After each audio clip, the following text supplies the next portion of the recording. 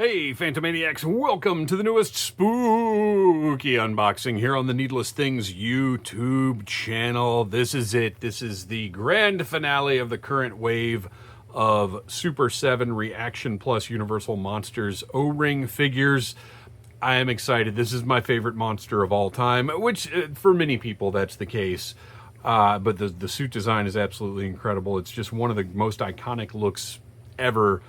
Creature from the Black Lagoon. I'm honestly a little surprised that Super 7 led with him in the first wave, because you really have, between him and Dracula, that's two. Look, no disrespect to Wolfman, but we have a lot of werewolf figures.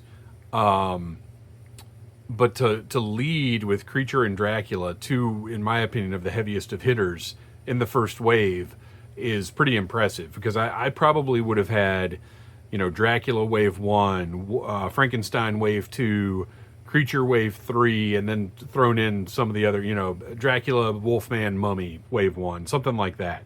But to me, that's two really heavy hitters in the first wave, but I'm thrilled to see it, because this is my guy. Or gal. I don't know if it was ever determined, or in the original movie, I don't think it was determined. Creature from the Black Lagoon. On the back, these are incredible, and this is a big part of the reason why I'm going to have to buy a second set of these, is these card backs are gorgeous. I love the text-only cross-sell up at the top, and then the file card done in the G.I. Joe style. Whoever's writing their copy, I appreciate the heck out of them. The creature, name, Gillman. Birthplace, Black Lagoon. Now, has that been determined, though? Did it find its way into the Black Lagoon? I don't know. The last known surviving member of a race of amphibious humanoids which flourished during the Devonian Age, the Gillman dwells in a lagoon located in a largely unexplored area of the Amazon rainforest. The creature was known in the natives' local legends as the man-fish. Monster! Born before time began. Beautiful. Absolutely beautiful. Okay. Let's open it up.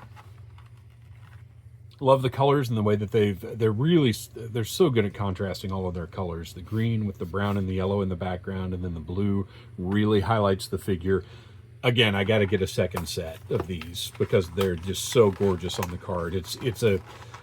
I've said it before, but it's such a good reminder of why I started collecting ReAction figures years ago. Is they are pieces of art. I love this vibrant green they chose for him. We're used to seeing creatures that are, a little darker green, a little more lizardy. But with this one, they really went with what I think are some sort of 80s colors on him. No accessory, which I'm fine with, because the only thing that really it could have reasonably come with is a net, which, whatever. Well, actually, no, I take it back. A net would have been pretty cool, but I don't know how much it would have been to tool up or to sew, or however they would have done it. A nice net. But then the fossil is the other obvious thing, and I don't need that.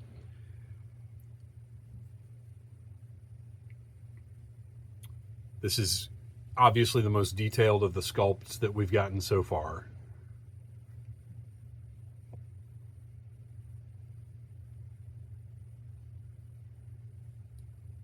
The head just looks wonderful. I love the yellow of the gills. They got the pink in the mouth, and then the lips also have a little darker color on them. Those eyes look fantastic.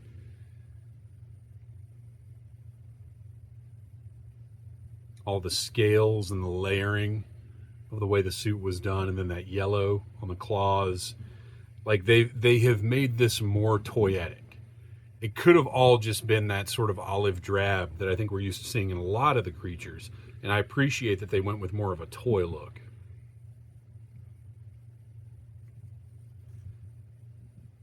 Nice big thick feet.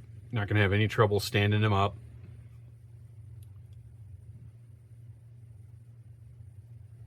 And painted rivets, except on, the exterior ones are not.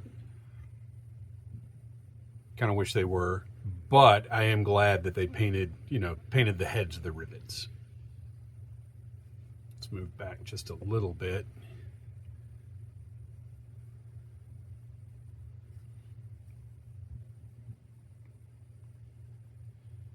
Great detail on the back. They've sculpted everything so that it still has all of the mobility of an O-ring figure. It sits okay.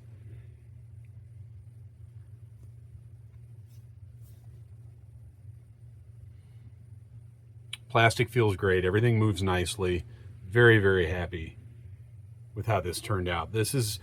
For me, this is an extremely exciting action figure to have in my collection. I mean, really, any Gillman is, but this in particular, I mean, to be these O-rings that were such an important part of my childhood, and to now have the greatest monster of all time as part of that collection is just great. The idea of the Joes encountering the Gill-Man and having to deal with him, or Wolfman, or Dracula, or any of the Universal monsters, just makes sense. It's exactly the kind of stuff they dealt with in the Sunbow cartoon, and I want more of it. So there you go. With these smaller figures, especially when they don't come with any accessories, there's just not a whole lot to talk about.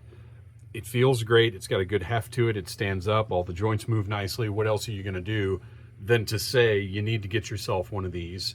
Thank you for watching. Please like, subscribe, share, tell your friends about Needless Things. And until next time, buy what you like.